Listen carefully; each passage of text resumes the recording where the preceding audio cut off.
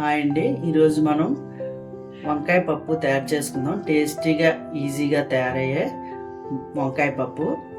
దానికి కావాల్సిన పదార్థాలు: మీడియం సైజు 2 వంకాయలు,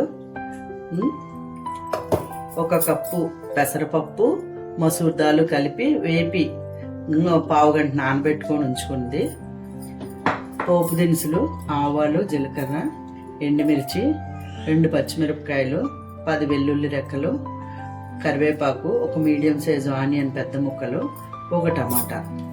కళాయి వేడెక్కిందండి. కొద్దిగా నూనె పోసుకొని 2 స్పూన్ 3 స్పూన్లు నూనె వేడెక్కిన తర్వాత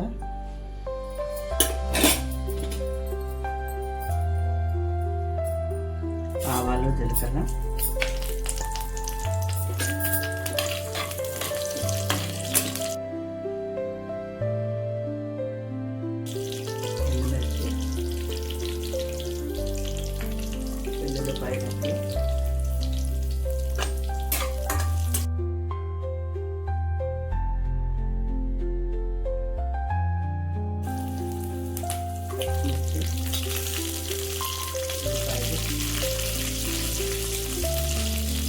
కరివేపాకు కొద్దిగా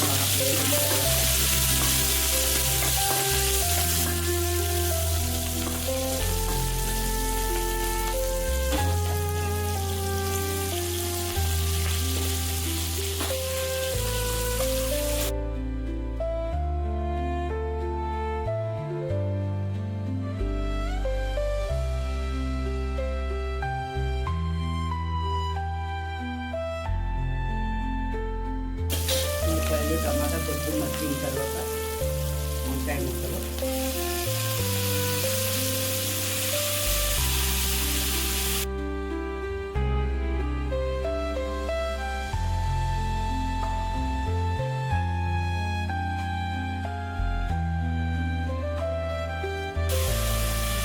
కొద్దిగా టేస్ట్ చాలా టేస్ట్గా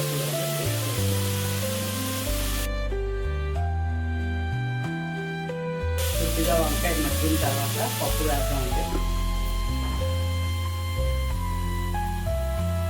5 నిమిషాలు అయిందండి. వంకాయ టమాటా మగ్గింది. ఇప్పుడు మనం వేసి పెట్టుకున్న పెసరపప్పు, మసూర్ దాలు పావు గంట నానబెట్టుకున్నది ఈ వంకాయలు వేద్దాము. ఇలా నానబెట్టి చేసుకుంటే ఈజీగా వేరంగా ఉడికిపోద్దండి. దీన్ని కుక్కర్లో కన్నా ఇలా బయటనే ఉడికించుకొని మనం పప్పు చేసుకుంటే టేస్ట్ బాగుంటుంది. ఒకప్పుడు కర్రలపై మీద చేసేవారు, ఇప్పుడు మనం గ్యాస్ స్టవ్ మీద చేస్తున్నాం.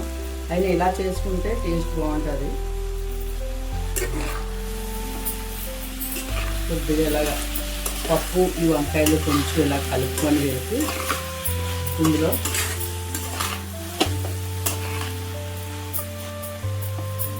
ఒక స్పూన్ కారము,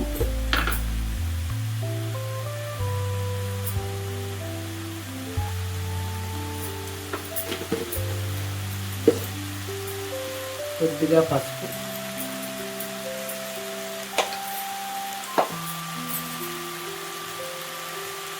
టూ స్పూన్స్ సాల్ట్ రుచికి తగ్గ వేసుకొని కొద్దిగా ఇలా కలిపి ఫ్రై చేసి ఉప్పు కారం పట్టేటట్టు ఇలా వేసుకొని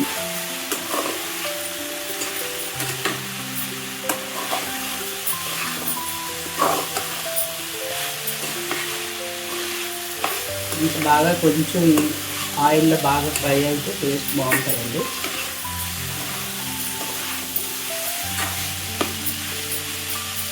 దీంట్లో ఎప్పుడు పప్పుకు తగ్గ నీరు పోసుకొని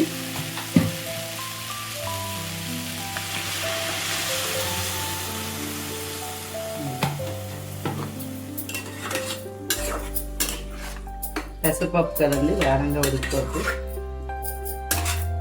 నీళ్ళు కొంచెం తక్కువైనా తర్వాత చూసుకొని మనం వేసుకోవచ్చు. లాస్ట్ ఒక్క 10 నిమిషాలు ఇలాగ సిమ్లో పెట్టి మెత్తగా అయిన వరకు ఉడికించుకొని తర్వాత సర్వ్ చేసుకోండి. 10 నిమిషాలు అయిందండి. పప్పు ఎంతవరకు ఉడికిందో చూద్దాం. పప్పు ఉడికిపోయిందండి.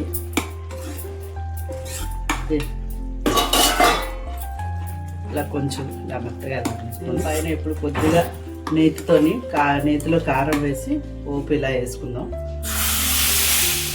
టేస్ట్ ఇంకా చాలా బాగుంటుందండి. ఇది చపాతీలోకి, రోటీలోకి, రైస్లోకి అన్నిట్లోకి బాగుంటుంది.